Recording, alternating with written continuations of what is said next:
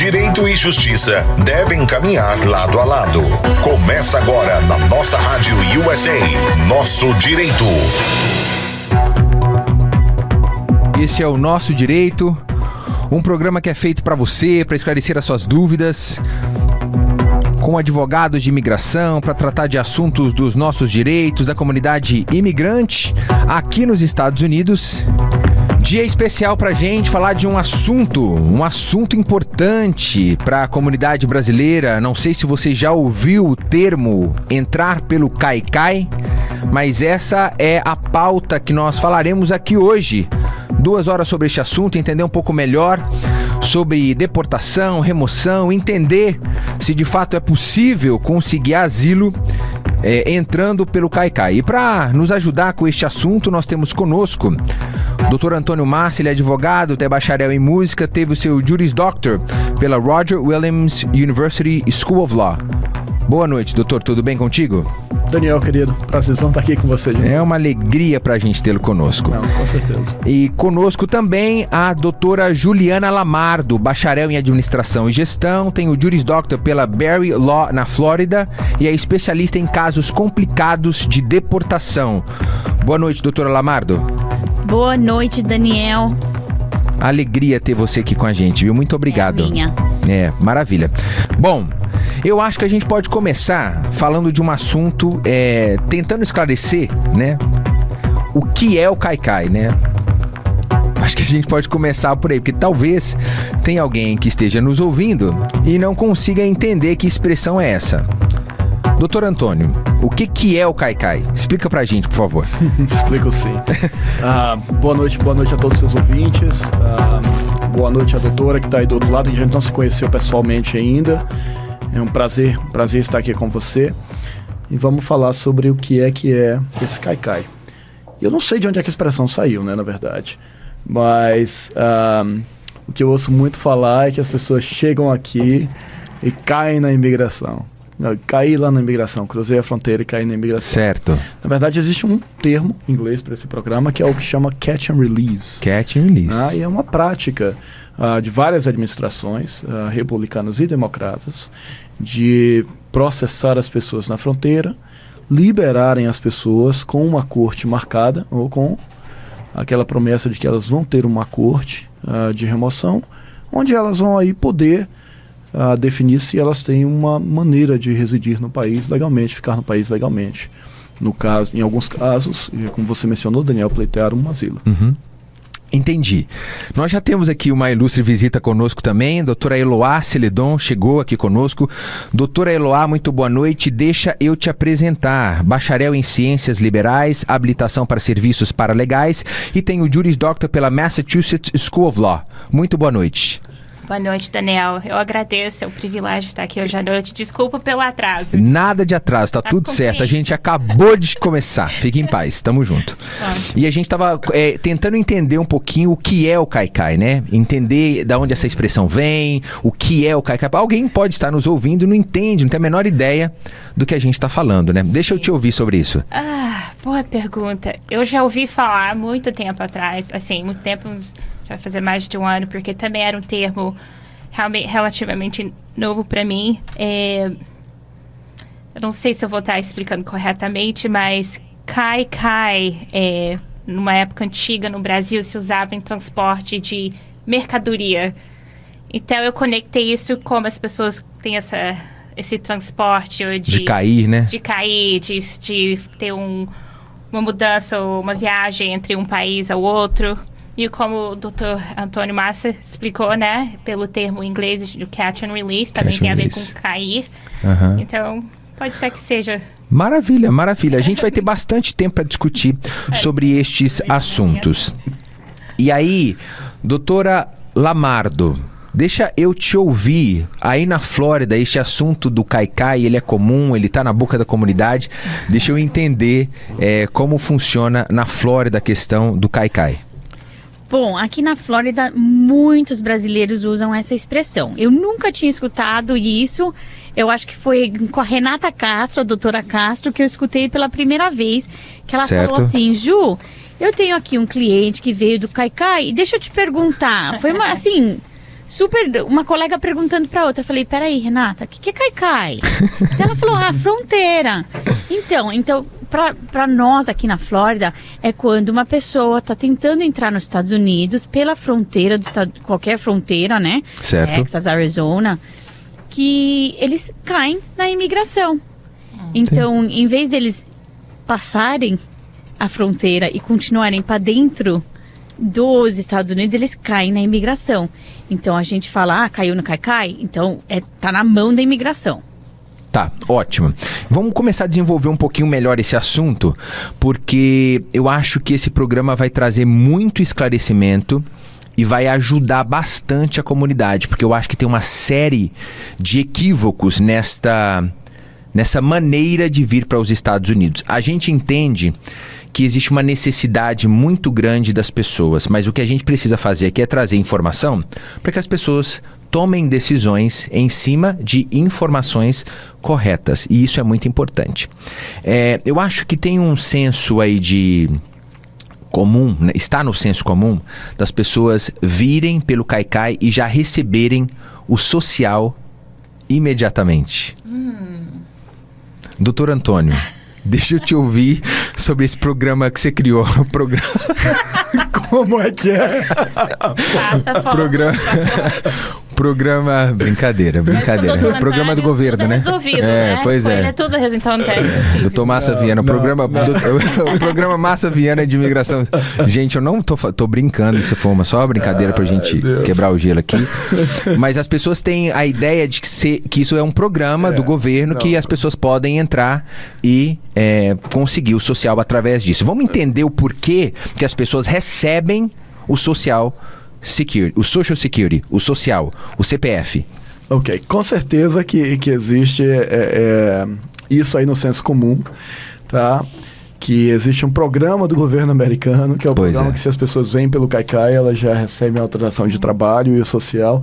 Não fui eu quem criei esse boato. Não foi. Apesar do meu colega aqui. Não foi. Ter conectado os nomes da gente. Mas eu recebo essas ligações. As pessoas ligam e dizem, olha, eu cheguei pelo caicai e eu quero saber meus direitos no programa do governo, como é que eu faço para obter o meu autorização de trabalho, meu social, sabe? Então existe, na verdade isso infelizmente, é um misconception, como é que a gente fala isso em português? Mito. Um mito, obrigado, que está sendo propagado pelos próprios coiotes, né? Na hora que eles trazem as pessoas para aqui, você vai para lá, você já cai na imigração e você já vai sair de lá com uma autorização de trabalho e um social.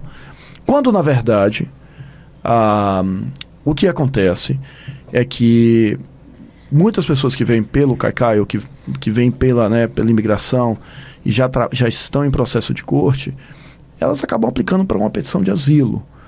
E em alguns casos, essa petição de asilo aí dá a esta pessoa o direito de obter uma autorização de trabalho e, consequentemente, um social, e dá essa impressão de que agora a vida está resolvida porque eu já recebi essa documentação.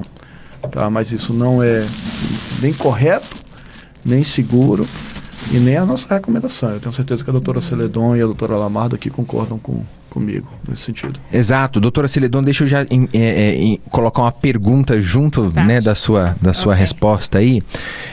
E tem também a questão do processamento, né? As cortes, né, o USCIS, eles estão abarrotados de processo de imigração. E me ajuda a desenhar esse cronograma, porque eu tô aqui, né, eu ouço muitas informações, eu leio uma série de informações, mas quem vai ponderando, cerceando e colocando as coisas nos lugares aqui são vocês, advogados, que têm a informação correta. E aí eu ouvi que o fato de que eles não conseguem processar essa informação em 90 dias, eles são obrigados, porque não processaram essas informações em 180 dias? 180 dias.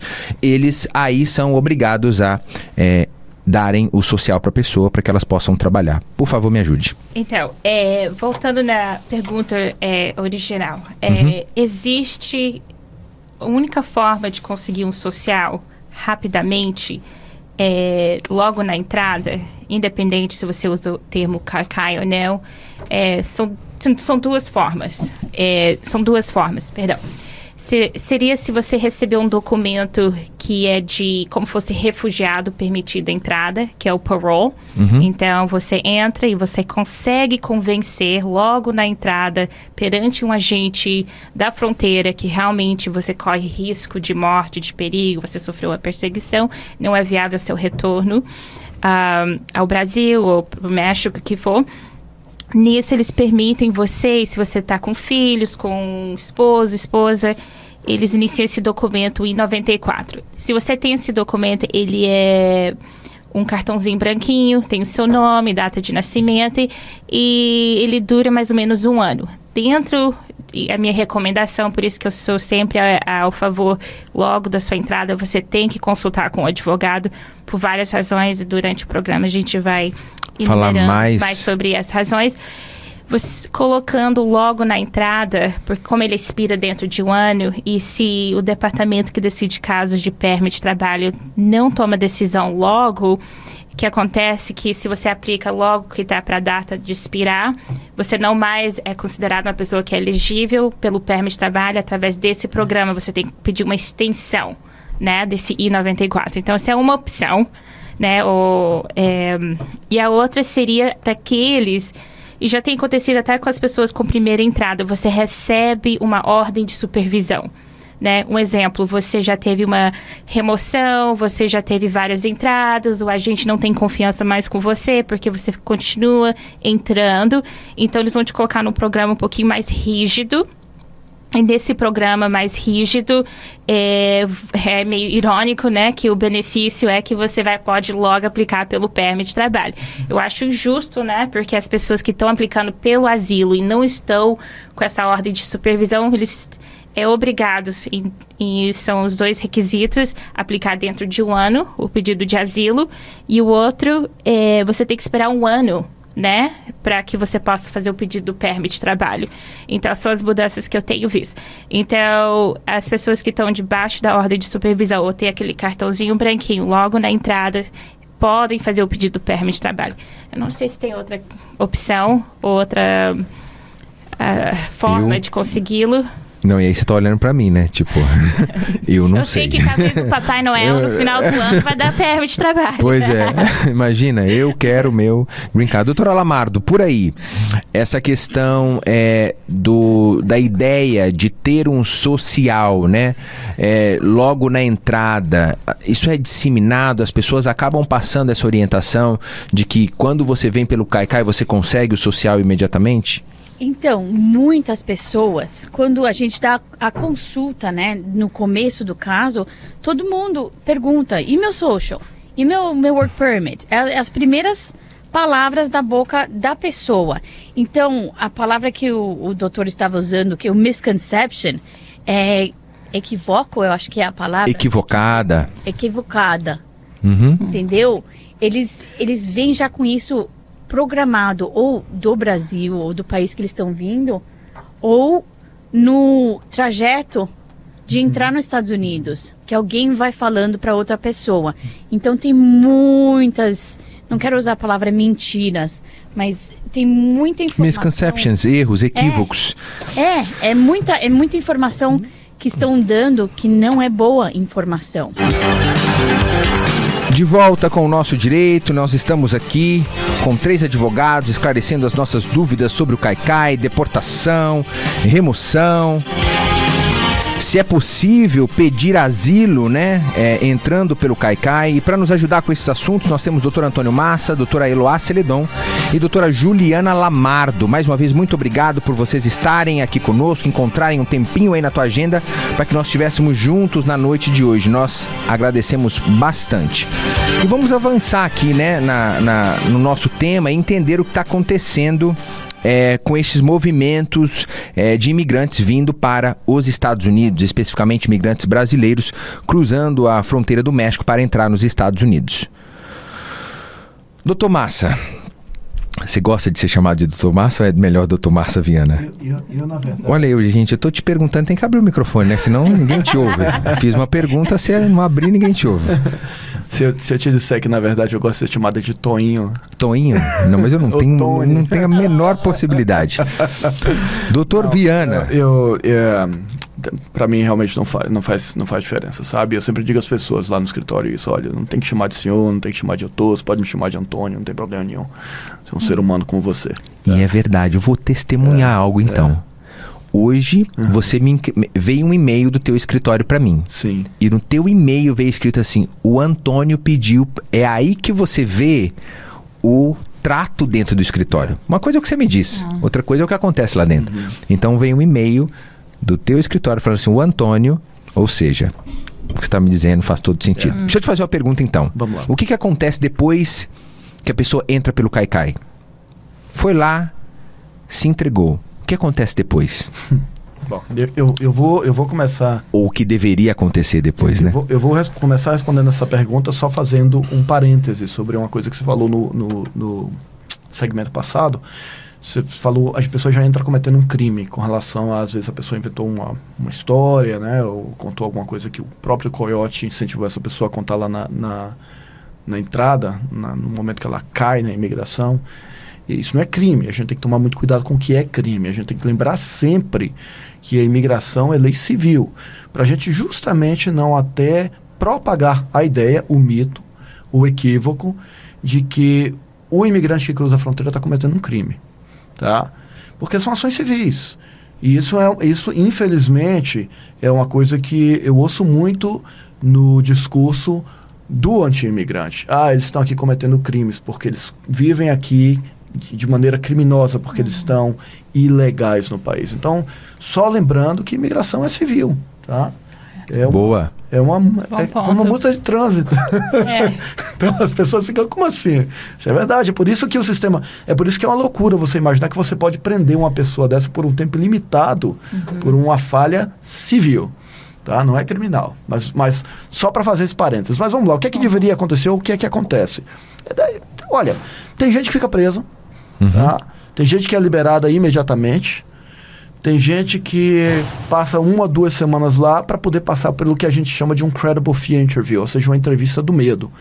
A doutora Eloá trouxe um ponto interessante. Uma pessoa que já viveu aqui, que às vezes já teve uma ordem de deportação, essa pessoa já vem às vezes com a ordem de supervisão, né? Então, as circunstâncias são várias.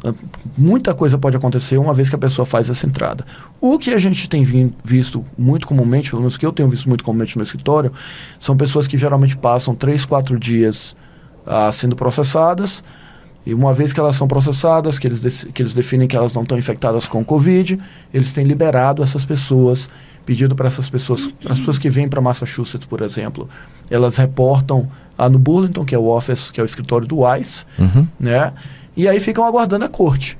Ficam aguardando um processo de corte. Ótimo. E a gente vai falar um pouco melhor sobre a questão da corte. Doutor Eloá, existe a possibilidade de não admissibilidade? Ou seja, a pessoa chegou ali, se entregou e fala assim, olha, não, volta, retorna, nem com tornozeleira, nem com ordem de supervisão, nem liberação daqui a 3 dias, nem corte imediatamente. A gente vai falar um pouco também dessa diferença de notice to appeal e notice to report.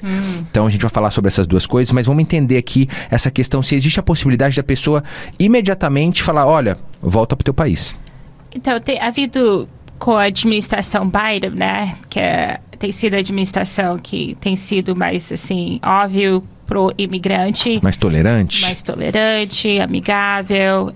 Então, a responsabilidade que temos hoje, os Estados Unidos, é poder abrir os braços novamente, né, para que as entradas sejam. Só porque agora eles não estão automaticamente enviando de volta com tanta frequência, ainda continua, mas não com tanta frequência, mas está havendo um sistema um pouquinho mais rigoroso, que o doutor Antônio tem explicado, mesmo com a entrada permitida, até pessoas com, possivelmente, que vão passar pelo credible fear, que é o teste de se seu testemunho é creível ou não, que tem o mérito que fala, né, para um futuro asilo, pedido de asilo, o que essas pessoas estão sendo colocadas em uma detenção, infelizmente. Então, as pessoas que estão sendo liberadas são pessoas que estão entrando com filhos, né? Ou são idosos, ou têm uma doença que precisa de algum tratamento, não tem nada a ver com Covid. Mas a questão de enviar o indivíduo de volta para o México, isso tem diminuído realmente. Bastante. Doutora Lamardo, eu queria que você explicasse ou nos orientasse sobre a pessoa entrou pelo CAICAI, está dentro dos Estados Unidos. O que você acha que deveria ser os primeiros passos que ela deveria fazer, né? Porque a pessoa sai dali com uma carta, às vezes, que ele não sabe ler, que ele não compreende, com um monte de números, com algumas datas ou não. O que você acha que esse imigrante que entrou pelo CAICAI e já está dentro dos Estados Unidos, quais são os primeiros passos, por favor? Bom, a primeira coisa que você quer é juntar todos os seus documentos e levar num advogado. Não no notário, não no paralegal. Não no notário, não no paralegal. Paraliga. Por quê? Advogado é formado, advogado, a gente tem um certo dever para o cliente e a gente tem uma certa ética que a gente precisa estar em dia, certo? Uhum. Paraligam, notário, eles vão te falar, faz aqui, eles fazem para você. Às vezes eles cobram mais do que um advogado cobraria, o mesmo processo, e não dá certo, ou dá errado, ou alguma coisa faltou. Então, procura um advogado legítimo. Ótimo. E você pontuou algo, doutora Lamardo, muito importante sobre o valor, né? Às vezes as pessoas pagam mais para pro coiote do que ele pagaria para um advogado de imigração para o caso dele inteiro. Sim. Então a gente tem que ter muito cuidado com essa questão de buscar a informação correta. E aqui, né, graças a Deus a gente está vivendo um outro tempo, né, a gente já teve 6 advogados sentados aqui nessa bancada trazendo informação, e esses programas estão disponíveis para que as pessoas possam compartilhar. Ouça, pega aí 1h30 do teu tempo, 2 horas do teu tempo, ouça, aprende, faça contato com a gente, interaja. Isso não existia há 20 anos, isso não existia há um tempo atrás. Então vamos aproveitar esse tempo que a gente tem novo, né, com pessoas. E aí eu já aproveito, por favor. E eu também queria falar, Daniel, que você está falando. Tem tanta informação gratuita. A gente tira 2 horas do nosso tempo, a gente vem aqui, a gente tenta explicar, certo? É para as pessoas escutarem mesmo, porque o coiote vai te falar assim, você paga X, você vai estar dentro dos Estados Unidos, mas o coiote não vai te explicar tudo que pode acontecer depois que você pisa dentro dos Estados Unidos. Você pode até estar dentro dos Estados Unidos, mas está preso. Você pode estar dentro dos Estados Unidos com ordem de deportação. E é uma coisa que também a gente precisa explicar. O que é um expedited removal? E como complica a situação da pessoa quando está na fronteira? A gente vai falar sobre isso. A gente sabe que você é especialista nesse assunto, que os juízes aí tremem quando doutora Lamardo chega na frente deles. Eu quero falar um pouquinho sobre asilo. Eu acho que as pessoas...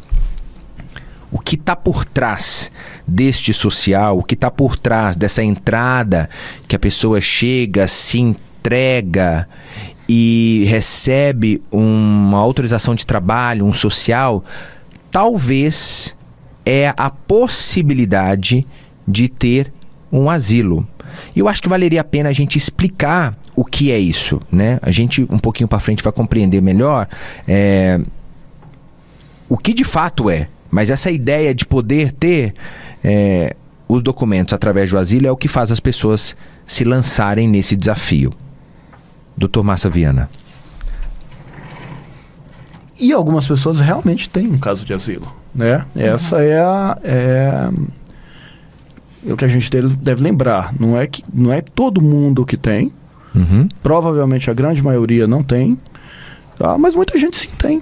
Muita gente realmente veio aqui porque eles não podiam viver ou ter uma vida normal no país de origem deles, seja o Brasil, os países centro-americanos, por exemplo, que a gente vê muito.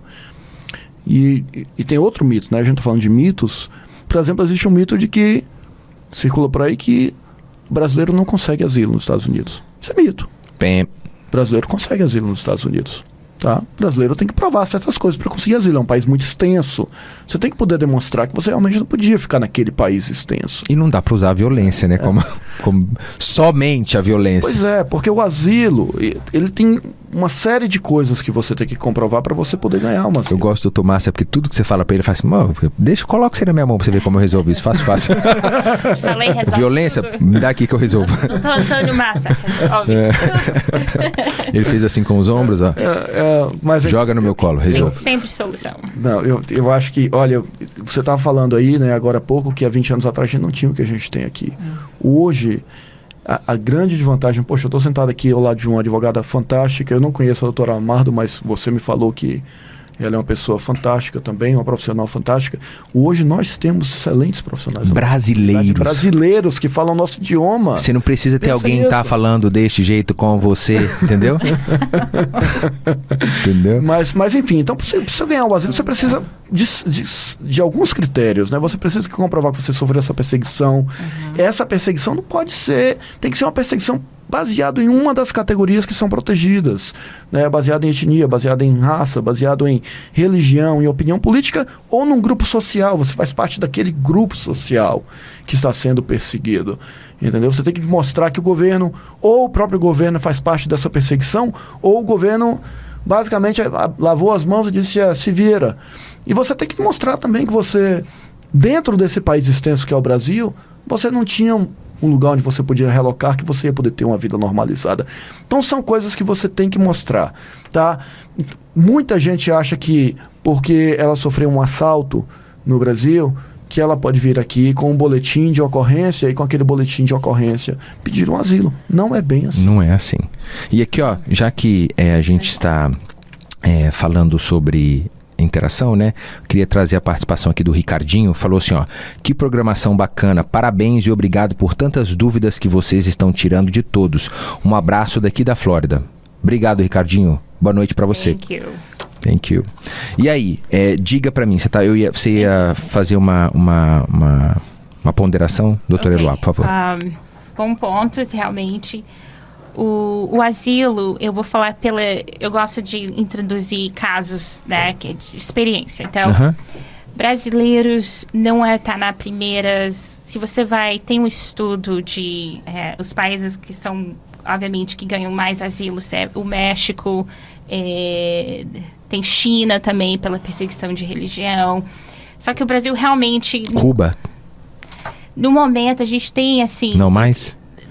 Obviamente, eu creio que o doutor Antônio nunca coloca um X, não mais, porque você tem que ir caso a caso, né? Mas um ponto para brasileiros que pela minha experiência, é um caso que eu gostaria de compartilhar. Eu tive um cliente que eu sei que é muito comum, eu sei que, né, alguns aí vão usar esse exemplo aí, vão lá já marcar assessoria com o seu advogado. Esse cliente, vou falar rapidinho, ele estava detido, nenhum advogado que ele consultou na época estava interessado, porque o argumento dele era que ele devia dinheiro ao agiota, né, que é muito comum, especialmente as pessoas que vêm pelo Caicai, por isso que eu queria usar esse exemplo. E os advogados que foram lá na detenção falaram, não, desculpa, não é caso que eu vejo que você vai conseguir sair daqui, porque ele já teve várias entradas. Então, não mais era um asilo, aquele que você tem que provar 10% probabilidade de uma futura perseguição. Agora, seria um asilo onde você tem que provar 50% probabilidade de uma futura perseguição, porque ele já teve várias entradas, ele já sofreu uma remoção no passado, então ele tinha que estar no nível de prova mais alta. Então, eu disse a ele, ok, então é o agiota que está te perseguindo, você reportou os incidentes? Sim. O que eles fizeram? Nada, aliás, a gente ficou com mais medo, por isso que eu vim com a minha família. Então, eu falei assim, mas como que você se vê no Brasil? Você é branco, pardo ou negro? Não, eu sou negro. Então, você crê que pela sua raça você é discriminada? 100%. Aliás, eu cresci com menos oportunidades, eu fui maltratado, eu vivia na pobreza porque a minha mãe era faxineira negra e ela era até, assim, maltratada até na rua por ser negra, por ser mulher, pobre. Então, eu disse, então a gente vai tentar o seu asilo, ou o seu asilo que seria o mais difícil.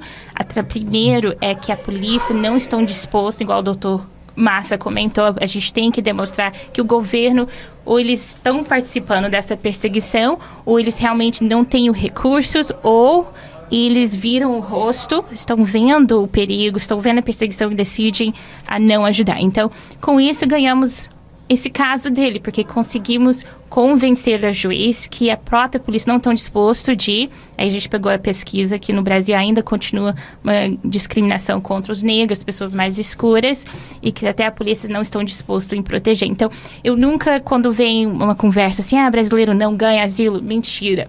Você só tem que ter, realmente, honestamente, um bom advogado que entende as leis e que pode aplicar os elementos. Da maneira estratégica, né? Correto. Porque o que ele trouxe como perseguição por agiota, você encontrou uma outra possibilidade legal dentro do asilo para colocá-lo e enquadrá-lo ali. Foi isso que eu entendi, certo? Corretamente. De volta, aqui falando sobre migração, falando sobre o Caicai, falando sobre ordem de deportação, entendendo o que é asilo político. Nós temos conosco hoje 3 advogados de imigração, doutor Antônio Massa, doutora Eloá Celedon, doutora Juliana Lamardo, aqui com a gente esclarecendo a sua dúvida. Então fique à vontade para participar com a gente, para interagir. Mande a sua pergunta, mande a sua dúvida. É uma alegria poder servir a comunidade, esclarecendo e trazendo clareza sobre esses assuntos que são importantes para a comunidade brasileira. Eu quero envolver aqui na nossa conversa a doutora Lamardo. E doutora Lamardo, me ajuda com uma situação, né? Eu acho que tem uns cuidados importantes que a gente precisa passar para a comunidade em relação ao que fazer quando as pessoas entram aqui, né? Ela tá lá com aquele papel na mão, que ela não tem a menor ideia do que é, e aí ela procurou o advogado. Vamos... sei lá, em 2 minutinhos, em alguns pontos, 3 pontos, explicar para quem está nos ouvindo quais são os passos para que ela procure o escritório do ICE, procure a corte local, e esse processo demora 1 ano até que ela entre para uma corte e sente na frente de um juiz de imigração. Me explica um pouquinho deste processo, deste indivíduo que cruzou a fronteira, se entregou, entrou para os Estados Unidos, falou como advogado de imigração. O que o advogado de imigração vai fazer agora? Então, quando eu sento com o cliente para revisar os documentos, tem vários números que eu procuro, tá? O primeiro número que eu procuro é se a pessoa tem um alien number, que é o número de imigração que é individualizado. Se a pessoa tem um alien number, daí eu pego esse número e coloco no sistema de corte para ver se eles têm audiência. Por quê? Porque mesmo se eles não têm toda a documentação que eu preciso para começar o caso, eu vou saber se eles têm corte ou não, vou saber onde é a corte, vou saber o horário da corte. Então, às vezes, o que acontece? Tudo no Caicai, não tudo, desculpa, não quero dizer tudo, porque nada na vida é 100%. Só certo. Death and Taxes. True that, for Americans. O que acontece? Parte do tempo, eles não têm tempo de processar todos os documentos que eles precisam processar para a pessoa.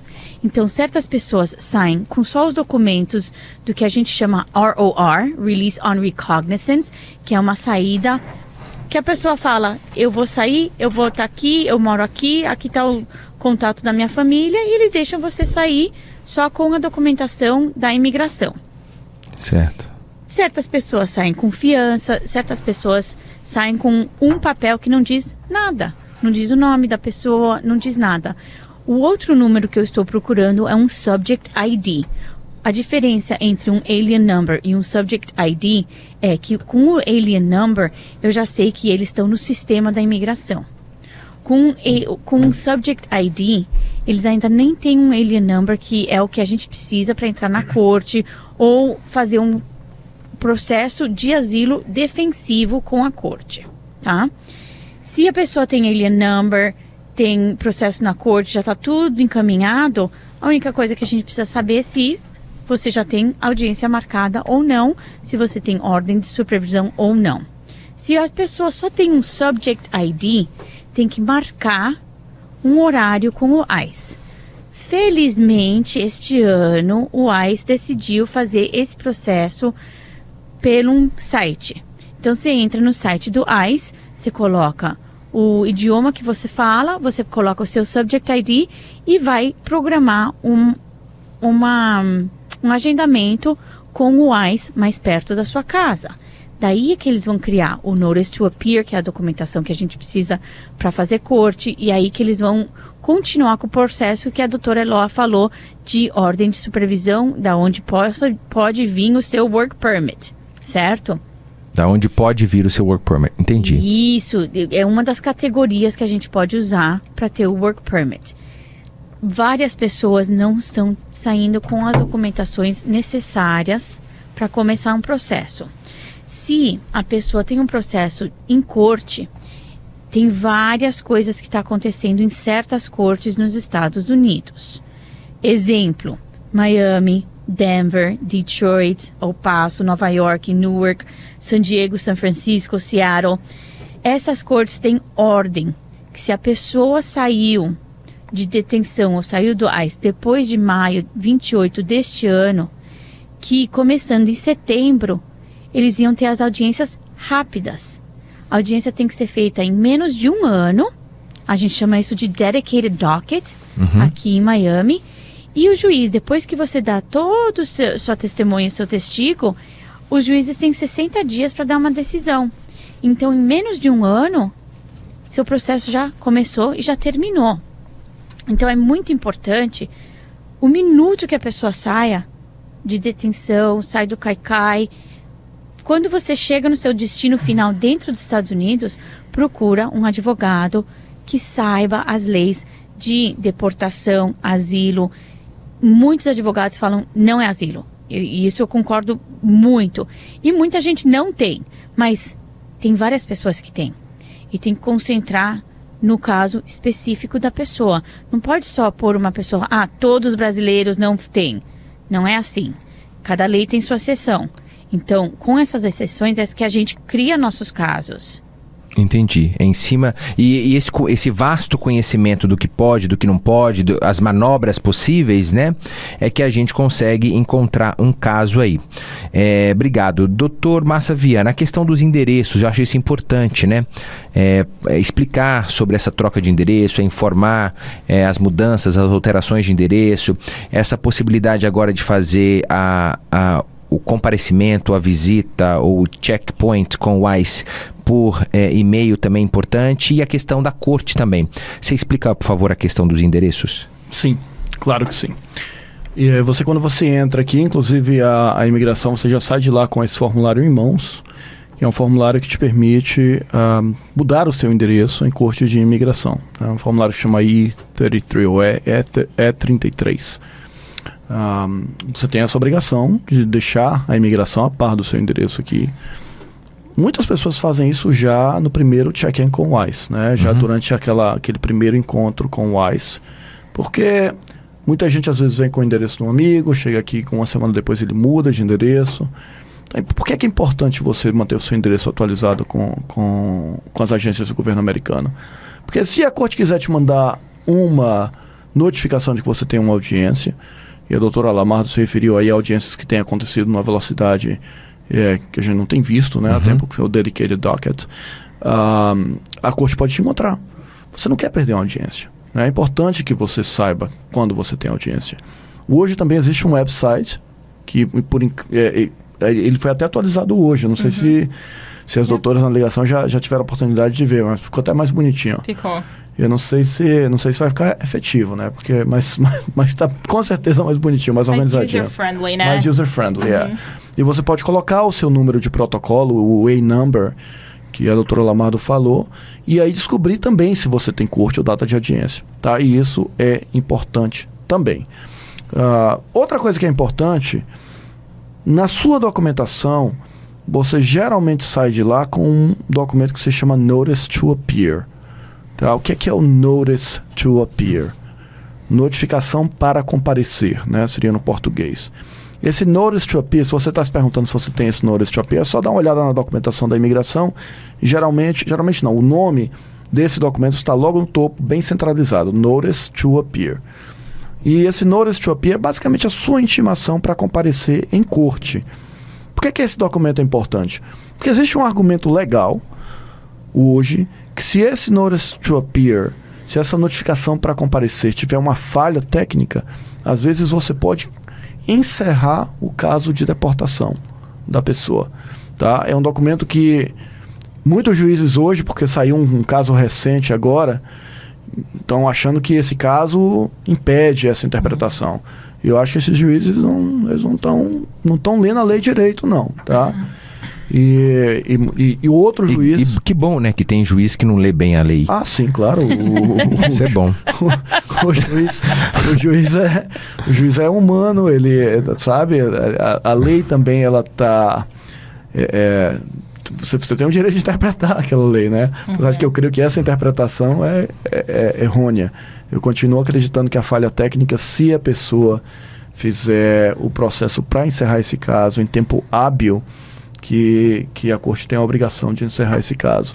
Então, esse documento para se comparecer em corte é um documento importante da pessoa ter, não só porque ele contém o seu número de protocolo, que vai te informar quando vai ser sua corte, mas também porque ele pode conter aí, talvez, uma saída para se encerrar o caso de deportação de uma pessoa que talvez não tenha um caso de asilo ou uma maneira de se legalizar aqui. Isso pode ganhar para aquela pessoa algum tempo dentro do país. Ótimo. Doutor Eloy, me ajuda com a seguinte situação. As pessoas se entregam ali naquele momento, né? E às vezes passam mais do que o esperado para que essa pessoa faça contato. Passa uma semana, passa 15 dias.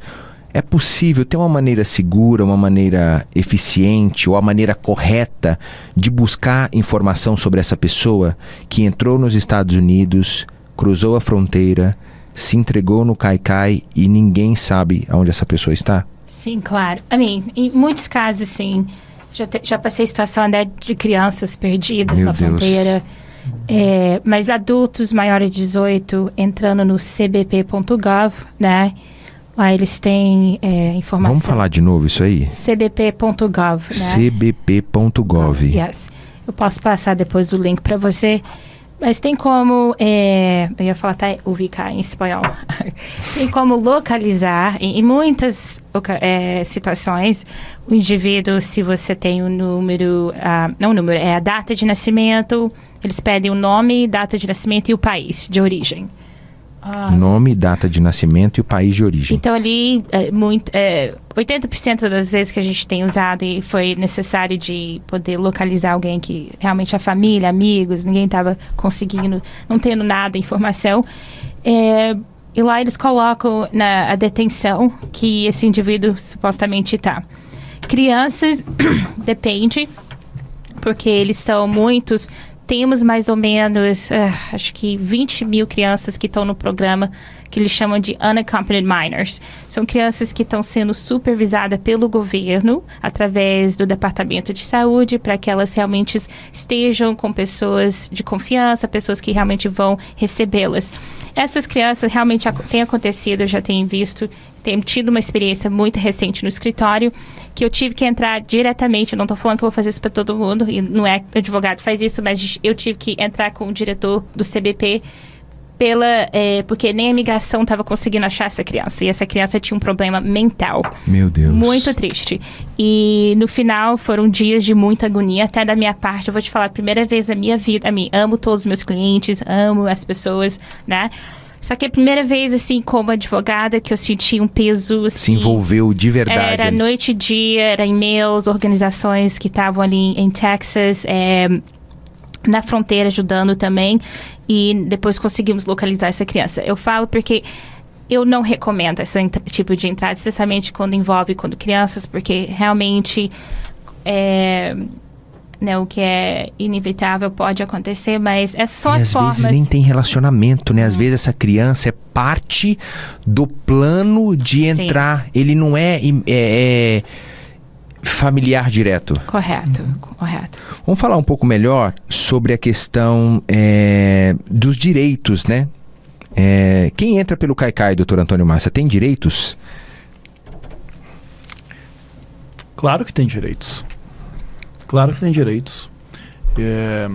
A pessoa tem direito a pleitear, por exemplo, a posição. Quer dizer, cada caso é um caso, né? A gente não vamos... É difícil, especialmente no direito, falar em regras gerais de 100%. Mas sim, a pessoa geralmente tem direito. A pessoa vai entrar, vai ter direito a pleitear um caso, uma defesa em corte, se essa pessoa tem um caso de asilo ou não. Pessoa dentro dos Estados Unidos tem certos direitos constitucionais, independente do status imigratório dela. Né? Ela tem direito à livre expressão, liberdade, a sua liberdade da sua pessoa, do seu ser. Life, liberty and the pursuit of happiness. Né? Vida, liberdade e buscar o caminho da felicidade. Então esses direitos são universais e não importa que fronteiras você atravessa. Tá? Então sim, existem direitos. Ótimo. Tem uma participação aqui da Jaqueline que eu quero trazer pra gente. Vamos ouvir a Jaqueline. Boa noite, Jaqueline. Boa noite, eu estou ouvindo o programa. Quando a pessoa pega documento através do asilo, o brasileiro no caso, ele pode ir ao Brasil assim que o documento dele sai de férias? Como que funciona isso? Obrigado, boa noite. Doutor Eloá, vamos responder a dúvida da Jaqueline, por favor. Boa pergunta. O que eu falo para todos, ir ao Brasil não é o problema, é o retorno. E para você, fala, não posso ir mais pro Brasil, claro que você pode ir, comprar passagem, só isso. Só que tem uma questão, a lei requer que se você faz uma viagem ao país onde você reclamou, onde você vai sofrer uma perseguição, você vai enfrentar uma morte, você tem que ter uma boa razão. Um exemplo, o que eles aceitariam, que eu nunca recomendo, primeiro, por exemplo, uma morte de um parente, não um parente, um imediato parente, né, que seria um pai, uma mãe, um esposo que ficou para trás, um filho. Mas é nunca recomendável, porque para você convencer o CBP, né, porque o seu retorno... E se ele, né, a gente não sabe hoje em dia como está a situação, a gente pode estar na administração um pouquinho mais amigável, mas a gente ainda continua com agentes que realmente não estão obedecendo à lei, realmente não querem imigrantes dentro do país. Então, não é recomendável, né? Eu creio que os meus queridos advogados aqui vão de acordo. Mas se vão, que você tenha assistência de um advogado, que seja feito até um documento que a gente chama de parole, que é um documento de viagem em antecedência, para que você possa ir com um pouquinho mais, assim, de preparo e segurança, né? Mas é nunca recomendável. Ou nem quando você tem a residência, porque se você não tem uma boa razão, né? Porque depois que você ganha um asilo, aquele que você aplicou dentro de um ano, ou conseguiu convencer a razão que você não aplicou dentro de um ano, você teve boas razões. Quando você consegue esse asilo, depois de um ano você pode aplicar pela legalização, que é o green card, né? A residência. Nem com green card eu recomendo. Tem advogados, e ainda não é minha recomendação, porque a gente tem que ser honestos. Fala lá, quando você tem a sua cidadania, você pode ir, fica tranquilo, porque eles não vão perguntar. Mas se perguntam, né? Então, eu sou a favor de não... né? Mas eu sei que em certas situações excepcionais, extremas, né? É bom ter uma consulta, assessoria com o advogado, ver se um parole, algo assim, é uma opção. Doutor, o que você pontuou é muito importante a gente ressaltar aqui, porque a gente tem uma administração mais flexível, mas a gente tem ali os mesmos oficiais que estavam ali há 2, a 5, 10 anos atrás. Assim como eu já ouvi também aqui, oficiais que analisam os casos imigratórios, às vezes que são terceirizados. Correto. Eles não são nem funcionários, às vezes, do USCIS. Ou, em alguns casos, eles não têm um conhecimento tão profundo sobre o que eles fazem. Correto. Eles são iniciantes no que eles estão fazendo. Então, existem profissionais em todos os níveis, né, que a gente pode dizer. Doutora Lamardo, me ajuda com uma situação. A questão a gente está falando aí desse catch and release, né? A gente já falou algumas vezes, né? Que essa é o cai-cai, né? A pessoa vai lá, se entrega e depois é solto aqui internamente. Recentemente saiu uma notícia sobre esse Horizon Operation, que vai emitir 78 mil Notice to Appear, que são essas notificações para que você possa comparecer em corte, para esses imigrantes que não compareceram ou ainda não marcaram uma corte. Eu queria que você me ajudasse a fazer uma leitura deste momento. Isso é uma notícia deste mês. O que a gente pode esperar sobre isso? É difícil dizer mesmo como que vai funcionar isso, certo? Cada estado, cada cidade dos Estados Unidos tem várias cortes, certo? Miami tem uma de não detenção, 2 de detenção, e esse número que você deu são para as pessoas que não estão em detenção. Eu não acho que é uma coisa viável, porque são muitas pessoas. Se você divide isso pelo número de cortes que a gente tem, não vai dar certo. Que bom que você está falando sobre isso. Na minha por opinião, favor. gente, isso é minha opinião. Sua opinião é ótima. Sua opinião é ótima. Opina mais. Eu não tô vendo que isso vai dar certo. Porque mesmo o que eu estava comentando antes, o Dedicated Docket, não tá dando certo. Porque não tem suficiente juiz para isso, não tem suficiente espaço. Aqui em Miami não tem espaço para isso. Então não sei como que eles vão tentar fazer isso. Mas isso tudo é assim, eles falam que vão fazer, assustam todo mundo, aí nada acontece. E você sabe o que eu fico mais triste ainda? Não é nem chateado, é triste. Porque aí eu vejo pessoas da comunidade brasileira comercializando essas situações. Olha, agora você precisa de um advogado de imigração e tá aqui, bum, o contato. Faça contato com... Sabe? Não é legal. Então eu queria aproveitar essa oportunidade aqui para trazer tranquilidade para a comunidade brasileira sobre esse movimento que aconteceu agora. Não fique desesperado. Eu falava com o Dr. Massa Viana antes de nós entrarmos aqui no ar, e ele me falou exatamente a mesma coisa. Não tem braço, não tem espaço. O que precisa ser feito não tem sido feito, certo, doutor Massa Viana? Com certeza. Da maneira que quando você me perguntou, eu disse, poxa, rapaz, não estou nem me preocupando com isso. Isso não está nem no meu radar, na verdade. Porque hoje existem caixas na Corte de Imigração, como já me disseram, cheias de notice to appear, cheias de intimação que eles não conseguiram nem colocar nos sistemas ainda. Tá? Então, eles vão emitir mais 78 mil para quê? Para ficar dentro de caixa nos depósitos das cortes. Porque a grande verdade é que não existe gente para processar essa quantidade de casos. O sistema precisa de uma reforma. E quando eu falo que precisa de uma reforma, não é só para legalizar as pessoas que vivem aqui há muitos anos. Isso também é importante. Mas é porque o sistema, ele se sustenta. Na verdade, ele não se sustenta. O que está acontecendo hoje com o sistema ele está caminhando para uma parálise. A gente vê isso muito claro aqui na Corte de Imigração de Boston, onde inclusive eles têm hoje agora buscado ajuda de... São 4 juízes agora de Virgínia, Lu? São 4, né? Tem juízes de Virgínia cuidando dos casos de Boston agora, porque Boston não está dando conta. Entendeu? Então, a gente manda as coisas para Boston pede, a gente chega no dia do julgamento, eu tenho que levar uma cópia para a juíza. Eu sempre levo agora, porque agora os juízes não têm acesso ao que a gente dá entrada em cortes. Então, o sistema hoje não então, aí me entristece isso que você diz, porque certos profissionais usam isso para assustar as pessoas, tá? Isso me entristece. Isso me entristece. E isso não é só com essa operação. Eu vejo isso em vários aspectos. Tá? Em vários aspectos. Outro dia estavam falando sobre isso. Eu vi uma publicidade. Poxa, você chegou pelo Caicai, vem agora pra gente conseguir o seu social. Que é justamente o oposto do que a gente está fazendo aqui, de dizer, gente, não é assim. Você entende, não é que você entende quando o Coyote faz isso, mas quando você ouve isso da boca de um profissional que tem um código de ética, um profissional que às vezes estudou, que, sabe, é triste. Então, não, eu não me desesperaria com isso para as pessoas que chegaram agora, mesmo porque os processos de corte hoje estão demorando um pouco mais do que, teoricamente, a administração gostaria que eles levassem. Realmente. Doutor Eloá, deixa eu já incluir uma situação para a gente abordar junto aí da tua fala. Okay.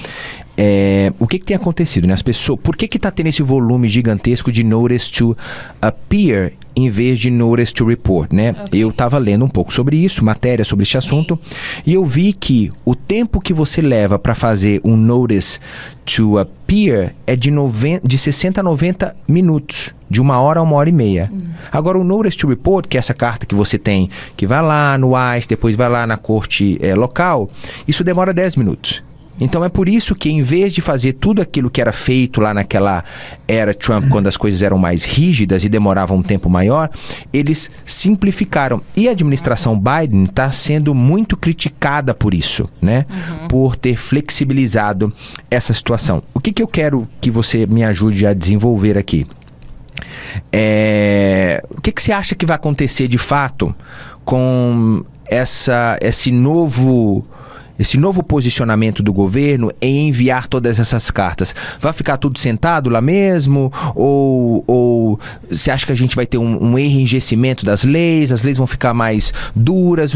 Qual que é a sua opinião sobre este assunto, por favor? Tá, eu vou tocar nesse assunto só para uma informação, para não esquecer. É um estudo que já tem mais de 1 milhão de asilo pendente perante cortes em todo o país. Só asilo, gente. Só de asilo. Você imagina a quantidade de vistos, a quantidade de pleitos imigratórios. Só de asilo, 1 milhão. Em Boston, 80 mil casos que estão parados de asilo. Só para vocês terem uma ideia, com esse Notice to Appear, que é um estimado, que é uma queixa que o departamento que está ali para prender, até o CBP que estão na fronteira, eles têm autoridade de realmente criar esse Notice to Appear. É igual uma queixa criminal, quando a polícia ela vai colocar uma queixa perante a corte. É isso que é um Notice to Appear, que você futuramente vai ter que comparecer perante uma corte de imigração. Então, a ideia por trás disso, para que seja iniciado realmente o Notice to Appear, é porque realmente, o caso recente da Corte Suprema, né, do Ni Chaves, né, é que se há deficiência no Notice to Appear, e a deficiência central é que haja uma data de uma futura audiência, se você perceber que muitos agora estão tendo datas de uma futura audiência praticamente no próximo mês. Tem uma entrada, se eles estão sendo released, porque eles podem ter os dois documentos. Podem ter o release para se reportar e também... Já sai com a data da corte estabelecida. Com a data da corte. Então, o release não significa que você não vai ter que futuramente comparecer perante o juiz. Então, não acha, eu ganhei na loteria, não vou ter que comparecer, eu ganhei a carta falando que só tenho que reportar. Mentira. O que acontece? O que o doutor Antônio falou um pouquinho mais cedo, você tem que colocar o seu número naquele website, né, onde que é o ER Automated, onde você vê se realmente você vai ter uma futura audiência. Se não, o que acontece? Se você não passa para os agentes o seu endereço atual, você fica dando endereço de um primo, amigo, fulano, beltrano, do vizinho que ajudou logo na entrada. E se futuramente eles colocam realmente você nessa futura de você não comparece, você vai sofrer uma ordem de ausência. Isso é um perigo. De volta aqui falando sobre imigração, falando sobre o Caicai, falando sobre processos que envolve corte de imigração, juízes. E eu tenho a alegria de ter conosco aqui hoje 3 advogados, Dr. Eloá, Dr. Antônio Massa e doutora Juliana Lamardo, ajudando a gente a falar um pouco mais sobre Caicai, entender o que acontece, o que é certo, o que é errado, quais são os cuidados que a gente precisa ter, os cuidados que a comunidade precisa ter. E aí eu quero falar um pouco, doutora Juliana Lamardo, sobre a questão da tornozeleira. Eu já estive em alguns lugares e é algo que me incomoda muito, porque é uma sentença muito evidente, sabe? Me lembra, não me traz uma coisa positiva. E às vezes eu falo assim, gente, eu não tenho a menor ideia. Às vezes o cara agrediu a esposa e ele tá com a tornozeleira no pé e eu tô aqui triste por conta do que ele fez. Mas na minha cabeça, todas as vezes quando eu vejo alguém com tornozeleira, eu falo, nossa, ele tá passando um problema muito difícil de imigração. E eu queria, doutora Juliana Lamardo, que você me falasse um pouquinho sobre essa questão aí, né? Quem recebe, se todo mundo que tem chegado na Flórida está chegando com tornozeleira, se as pessoas têm tido o cuidado correto, né? De carregar e de cuidar, ou se tem pessoas que têm tido problemas nesse sentido. Eu queria te ouvir sobre isso. Então, a tornozeleira é o que a gente chama de Alternative to Detention. É uma alternativa para a detenção. Só que uma coisa que eu vejo aqui na Flórida é que nada na fronteira, no Caicai, é consistente. Então não é assim, todos os homens que entram de tal país vão ter tornozeleira. O que eu tô vendo muito entra pai, mãe e filhos, e é o pai que pega a tornozeleira, porque eles falam que na mulher não vai pôr, Tenho clientes que é mulher que tem? Tenho. Cometeram delitos? Cometeram. Deixaram sair? Deixaram. Depois de um certo tempo, pode pedir para tirar essa tornozeleira. Mas aí você tem que provar que você tem apoio aqui nos Estados Unidos, ou já tem uma casa que está, não no seu nome, mas que você já está rooted, né? Que já está enraizado na onde você vai ficar, que esse endereço é estável, porque, como a doutora Eloá estava falando, tudo na imigração é endereço. Então, se você não troca o seu endereço com a imigração, vem ordem de deportação na sua ausência e complica mais o seu processo. Entendi. Por aqui, doutora Eloá, a questão da tornozeleira. O que você tem experimentado no teu escritório? O que você tem percebido? Os clientes? Como tem sido a questão da tornozeleira? O que eu tenho visto ultimamente é bem menos casos. Isso é boa notícia. Até pessoas que poderiam estar em detenções, detida. Porque realmente a tornozeleira foi criado esse programa para as pessoas que não tiveram conseguido transferir confiança a um agente. Pode ter sido a primeira entrada, né? Talvez o agente viu que teve uma mentira, viu que falou que entrou em família, descobriu que não era, mas pela misericórdia de Deus decidiu realmente permitir a entrada, falando agora você vai estar na tornozeleira. Mas a tornozeleira foi criada realmente para as pessoas que tiveram várias entradas, tiveram documentadas, né? Um exemplo, você entrou pelo Canadá, você entrou pelo Arizona e você foi aquela deportação imediata, né? Expediente, e agora você retornou novamente, aí você fala que está com medo, ou entrando com criança, o que for. E é feito que você seja sujeito a esse programa. Mas, graças a Deus, realmente, raramente eu vejo alguém, né? E muitos falam, eu tenho boa notícia porque eu tô sentando no telefone. Não, realmente, mas eu já sei que realmente essa administração, o foco, o que é prioridade para eles. Eles estão até nessa mentalidade. Se a pessoa não é uma pessoa que tem crimes, não tiveram várias entradas, a chance de ter uma tornozeleira é 0,01%. Pela minha experiência e o que eu tenho visto ultimamente. Ótimo. Dr. Massa Viana, você comentou em algum momento da nossa entrevista sobre o Credible Fear Interview, né? Que esse diagnóstico que o oficial de imigração consegue fazer ali na fronteira. Me fala um pouquinho melhor sobre o que é e os benefícios que este relatório pode gerar para este imigrante que já entra com este documento em mãos. Bom, eu não sei sobre Você tem uma pausa dramática antes da fala que eu falo assim, gente, o que eu perguntei? É porque eu estou pensando sobre os benefícios no contexto de hoje, onde as detenções estão menores. Como a doutora Eloá falou aqui do meu lado, as pessoas estão tendo menos tornozeleira, né? A gente tem isso que eu tenho visto também. Na verdade, eu já tenho tempo que eu não vejo alguém com tornozeleira chegando lá no office. Então, o que é o Credible Fear Interview? A pessoa passa por um processo onde ela é entrevistada por um oficial de imigração. Certo. Tá? E esse oficial de imigração, basicamente, ele faz uma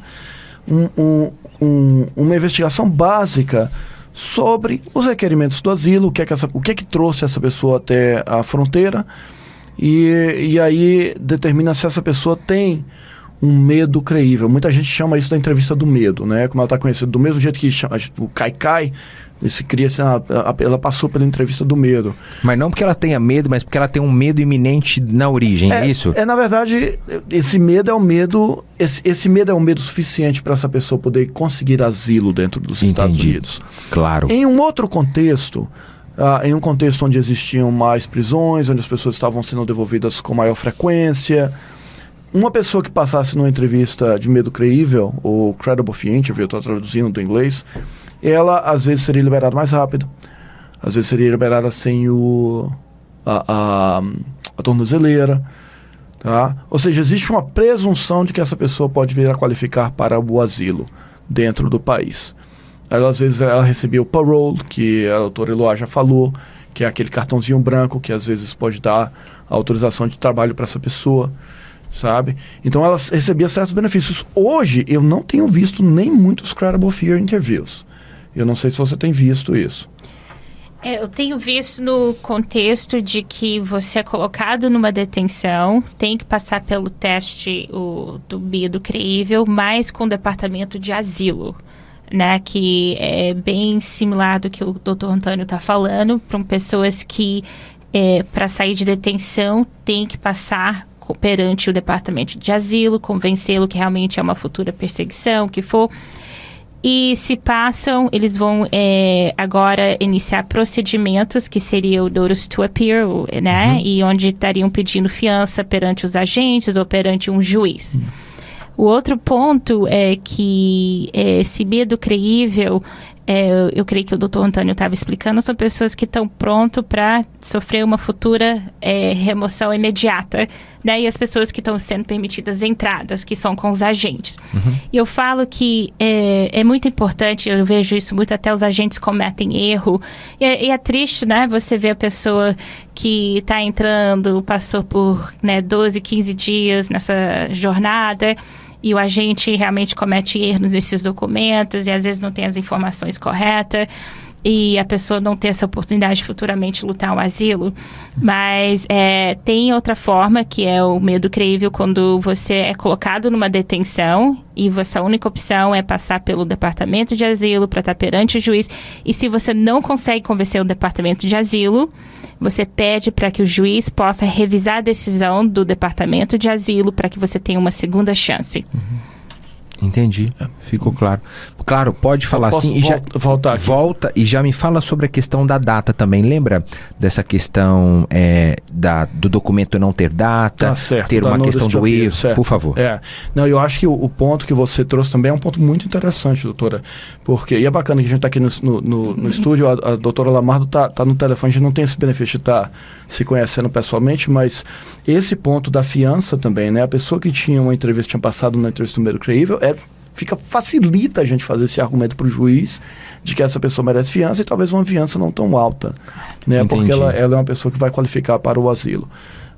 Mas com relação ao notice to appear, que essa intimação para comparecer em corte, tá? Traduzindo ao pé da letra, notificação para comparecer. O que acontece? Há alguns anos houve um caso chamado Pereira, que inclusive é um brasileiro daqui de Boston, foi uma firma daqui de Boston que levou isso até o Supremo, tá? Que era um caso que basicamente eles diziam que se essa notificação estava incompleta, sem a data e hora de corte, essa intimação não era válida para efeito de uma coisa na lei que se chama cancelamento de remoção, tá? Nesses 3 anos, essa decisão judicial, e o Supremo concordou, o Supremo disse realmente, existe uma falha aí, e essa falha não impede a pessoa de aplicar para o cancelamento de remoção. Estou aqui resumindo um conteúdo legal, na verdade, muito maior do que isso. Muito maior do que isso, né? E durante 3 anos, essa decisão foi sujeita a diversas interpretações de várias cortes, e aí voltou ao Supremo agora com um peticionário chamado Nis Chaves. Tá? E essa decisão saiu, eu acho que em junho desse ano, né? Eu estou enganado, talvez maio desse ano. E era uma decisão que o Supremo basicamente disse, gente, eu já falei isso. Essa notificação está incompleta neste contexto. E por ela estar incompleta, porque o argumento da imigração foi, não, tudo bem que ela está incompleta, mas a gente completa ela com documentos adicionais, mandando essa data futuramente para a pessoa. O Supremo disse, não, o que o Estatuto requer é que este documento esteja completo, incluindo data e hora de corte. Tá? E isso tem dado vazão a outros argumentos legais. Um argumento é o argumento de jurisdição, que se este documento ele é incompleto e este é o documento que inicia o processo de remoção, porque é o documento que intima a pessoa a comparecer em corte, que então a Corte de Imigração não tem jurisdição. Tá? O outro documento... o outro argumento é um argumento ao que a gente chama de Claims Processing Rule, que essa é uma regra estabelecida para poder facilitar o manuseamento de casos, tá? E o movimento de casos dentro de uma corte, e por ser uma regra que que o governo não está respeitando, a regra do próprio governo que o governo está desrespeitando, que também, perante uma objeção que é feita em tempo hábil, que a gente também pode encerrar esse caso. Não quer dizer que a corte não possa, não quer dizer que os advogados da imigração não possam reiniciar um processo de deportação com essa pessoa, tá? Mas o que acontece é o seguinte, a realidade que a gente acabou de discutir é que são tantos casos, tudo abarrotado, estão tudo parados, então se você consegue terminar um processo desse, eu na época do Pereira eu fechei alguns, que até hoje esses não voltaram a processo de remoção. Tá? E hoje eu tenho visto a mesma coisa também com o processo de Denis Chaves. Então, outra vez, se você tem o seu Notice to Appear, é importante você dar uma olhadinha para ver se você tem data e hora. Não são todos os juízes que estão concordando, muito pelo contrário. Eu tenho juízes que não concordam, que acham que o argumento legal não existe, mas eu estou apelando todos esses. Ótimo. Tá? Desculpa. Conclui. E apelando com vontade, tá? Porque eu acredito que a gente tem o argumento correto. Maravilha. Doutora Juliana Lamado, falamos de apelação, a sua seara. Deixa eu te ouvir na Flórida como as coisas têm procedido por aí. Esse é um argumento legal que o teu escritório tem usado para tentar encerrar alguns casos de imigração, o fato deste Notice to Appear não ter data e hora? Não só a gente está argumentando isso todos os dias para encerrar caso, mas a gente também está tentando reabrir casos antigos que, se não tem a hora e o dia, ou não tem uma assinatura, ou alguma coisa está faltando, no Notice to Appear a gente está tentando reabrir os casos para tirar as ordens de deportação das pessoas que possivelmente estão casados com cidadão ou alguma coisa melhor possa fazer. Mas eu também queria voltar numa coisa que a doutora comentou, que é o parole. Às vezes, quando a pessoa sai de detenção, eles dão um parole para essa pessoa. Pode não ser usado esse parole hoje, mas o dia de amanhã, se essa pessoa casar com um cidadão, esse parole é uma entrada legítima ao país que a pessoa pode usar num futuro para ter residência aqui nos Estados Unidos. Então, todos os argumentos do Notice to Appear têm que ser feitos pensando no dia de amanhã, certo? Quando você está argumentando o Notice to Appear ou na corte, ou numa petição de reabrir o caso, ou em apelação, todos os seus argumentos têm que estar lá. Porque você não argumenta só o caso de hoje, você tenta argumentar a possibilidade de amanhã. Então, sim, todo mundo aqui em Miami está fazendo também. De volta aqui com o Nosso Direito, falando sobre imigração, falando sobre o Caicai.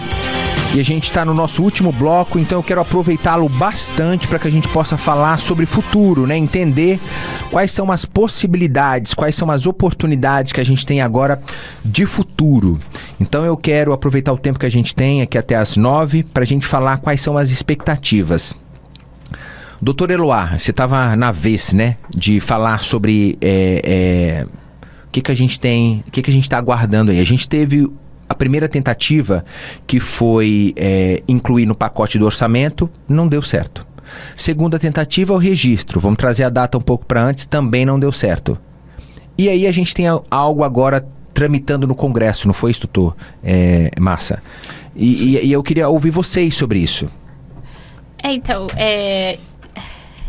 Questão do parole é algo que eu acho que tem que explicar o que é parole também, né? Para as pessoas entenderem. É um substituto de uma admissão ao país. Então, as pessoas normalmente entram com visto, entram com uma autorização de entrada, né? Que às vezes também até com permit de trânsito, né? Certo. Transit permit, tem várias formas. Mas o parole é interessante porque as pessoas entram com através o parole, que seria um documento de entrada, baseado em razões humanitárias, né? Razões porque você foi permitido. E o argumento sempre, especialmente nesse circuito que a gente está, as pessoas que entraram pelo México e entraram com parole, que é muito comum, você vê através de razões humanitárias, a gente tenta fazer um ajuste de status, em vez de fazer o processo consular, né? Porque a gente sabe que as pessoas que entram pelo México não foram inspecionadas e teriam que ter realmente algum documento válido que foi permitida a entrada.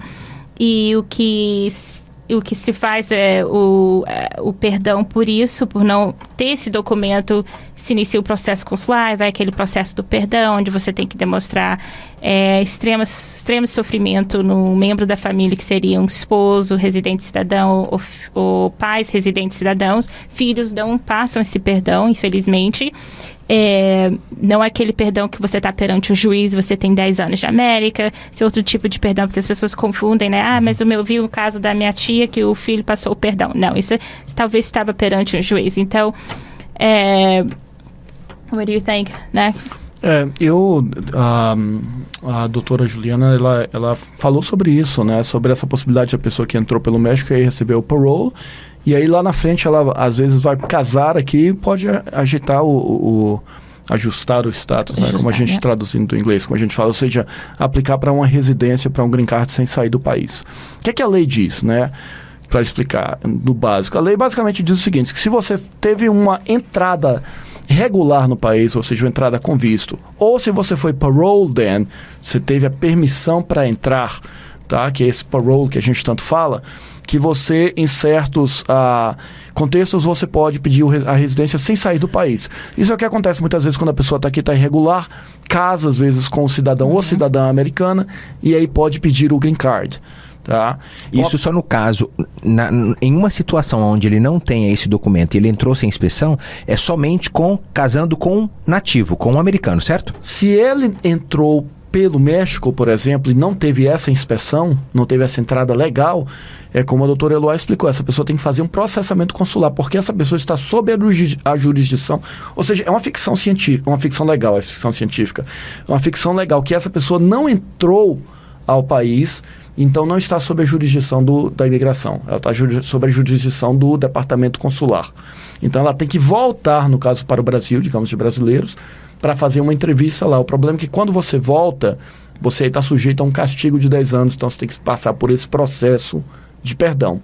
Se essa pessoa foi paroled in, mesmo ela ter entrado pelo México, é o equivalente na lei de você ter entrado com um visto. Então você agora pode se legalizar sem sair daqui. O que é que essa legislação nova faz, que já passou na Câmara na sexta passada e agora vai para o Senado? Ela cria um parole, ou seja, uma permissão, outra vez, ficções legais, né, para pessoas que estão aqui antes de 2011, que chegaram em janeiro 1º de 2011 e estão aqui e não deixaram o país nesse tempo e viveram continuamente aqui, e essas pessoas podem ser paroled, ou seja, mesmo que essas pessoas entraram pelo México, essas pessoas agora ficam com o equivalente de como se tivessem entrado com visto. E aí, se essa pessoa tem um filho americano que tem mais de 21 anos, onde em outro cenário esse filho ou filha não pode pedir para esse pai ou mãe, agora que essa pessoa está paroled, ele foi paroled in? Exato. Ou se essa pessoa se casa com um cidadão ou cidadã americana, onde antes essa pessoa precisaria sair e fazer um processo de perdão, agora ela pode fazer uma petição de residência frente à imigração. Mas o processo de perdão, mesmo se casando com americanos, tendo entrado pelo México, esse perdão que Sim. você pede não te elimina de ter que ir ao Brasil? Não. Você precisa ir ao Brasil. Se a pessoa entrou pelo México, ela precisa ir para o Brasil se for o perdão. São vários perdões. A doutora falou isso. Não tem como a gente explicar isso em 5 minutos. Mas esse perdão, que é o perdão básico pelo tempo irregular que a pessoa passou aqui, a pessoa precisa voltar para esse perdão, que as pessoas ficam esperando a aprovação do perdão aqui.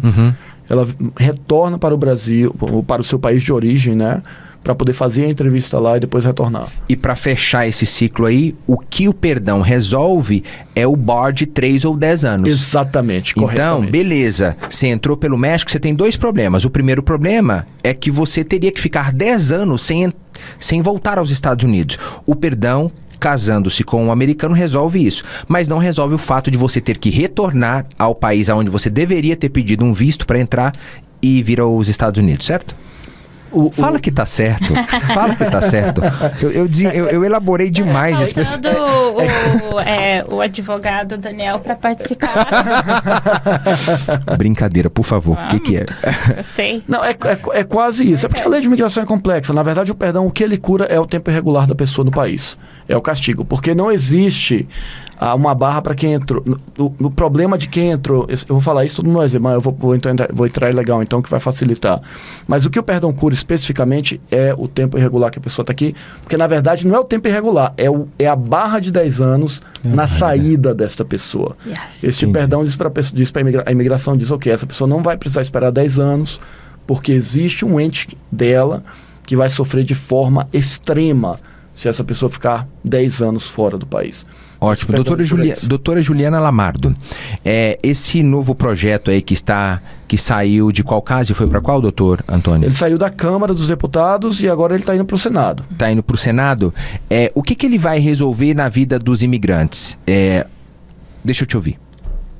Bom, primeiro vai depender de se assinarem, né? Exato, se assinarem. Se assinarem, porque essa é a briga total do governo, né? Dos políticos, deixa eu me esclarecer.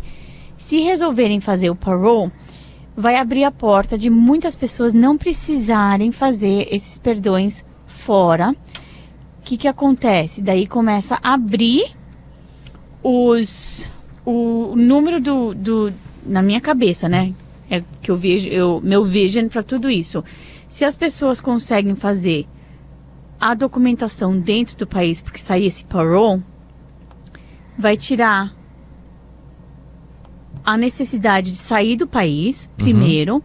Segundo, se a pessoa está saindo do país porque está pegando o visa fora e é sujeito ao boletim de visas, que é outra complicação na imigração, elimina esse visto de ser usado, que o visto vai estar usado aqui como immediate relative, a maioria do tempo. Então começa a abrir as portas para outras pessoas em processo. Do que eu vejo, muitas pessoas que estão aqui há muitos anos, que não têm a entrada legítima no país, que têm filhos com mais de 21 anos, vai abrir a porta para todas essas pessoas. Certo, entendi. Eu vou fazer o seguinte, a gente está... nós temos ainda 4 minutos, mas eu quero que vocês agradeçam, deixe o telefone de contato e aí no finalzinho, se a gente tiver mais alguns minutinhos, a gente fala o que a gente espera para o futuro, tá bom? Doutor Eloá, por favor, deixe o seu contato, seu Instagram, o que você quiser de telefone para o teu escritório, por favor, fique à vontade. O escritório está localizado em Marlborough. O nome que é conhecido na comunidade é Celedon Law, né? E o número de contato é 508-573-3170. Muito obrigada. Eu que agradeço mais uma vez pela tua disponibilidade. Doutor Antônio Massa, por favor. O nosso escritório está em Framingham agora. E a página da gente é muito fácil, é massaviana.com, massa com 2 S, Viana com um N. Tá? E nós temos hoje um sistema de texto que é o 508-371-4589 para poder você entrar em contato com o escritório da gente através de texto, e o telefone que é 508-309-7177. Maravilha, obrigado mais uma vez. Doutora Juliana Lamardo. Obrigada. Eu que agradeço. Juliana Lamardo. O número do escritório ou WhatsApp é 305-444-0099. O Instagram é Lamardo Law. E o website é lamardolaw.com. Eu estou em Miami, Flórida. Maravilha. Então a gente tem aqui 1 minutinho para cada um. Eu quero ouvir de vocês o que vocês esperam do futuro. Qual que o que vocês acham que vão acontecer de agora até dezembro? Doutor Antônio Massa. Olha aí. O que você acha? O que você imagina? Eu sou um eterno otimista.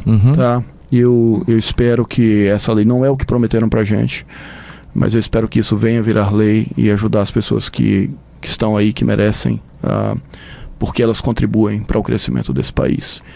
Eu sou imigrante, como somos todos nós aqui, sabe? A gente dá duro nesse país e a gente constrói esse país dia a dia, a gente edifica esse país. E é merecido, tá? Faz tempo que é merecido. E eles precisam fazer alguma coisa porque, como a gente falou, o sistema está se despedaçando, está se esfarelando. Então eu quero confiar que isso sim vai acontecer. Eu quero também agradecer aos seus ouvintes, agradecer a você, Daniel, sabe? É fantástico estar aqui com a doutora Eloá, que tinha tempo que a gente já marcava para se ver, e também conhecer a doutora Juliana, é prazerzão. Igualmente, doutora Eloá. Tem que fazer uma visita em Miami, né? Bora fazer essa certeza, todo mundo. Eu e o Beto estamos aqui esperando todos. Maravilha. Ótimo. Beto, muito obrigado. Eu coloco, ó, ainda bem que ele recebe a minha lauda, e eu sempre coloco aqui, agradecer o Beto. Eu nunca agradeço. Beto, me dá um tom da sua voz, Beto, por favor. Você realmente nunca agradece, irmão. Pois é, me perdoe. Eu fico na guarda aqui. Daniel me quebra todo. Eu faço o programa com o maior carinho. Cadê o cara? Nunca me agradeceu. Obrigado. Vou falar obrigado 15 vezes. Obrigado. Valeu, Beto. Muito obrigado. Imagina, com prazer aí. Igualmente. Doutora Juliana Lamardo. O que você acha que acontece? Primeiro o Beto, porque é eu e ele hoje aqui, a gente tá sozinho, tá tudo quietinho aqui, então eu gostaria de agradecer o Beto, porque meu companheiro hoje a noite inteira, me escutando aqui. Maravilha. Mas agradeço também a oportunidade de sempre comunicar de uma maneira honesta com o público que nos escuta, porque eu acho que se as pessoas que estão escutam mesmo o que a gente está falando, os processos deles vão sair melhor. Então, e eu quero agradecer você que nos ouve, que nos acompanha todas as noites.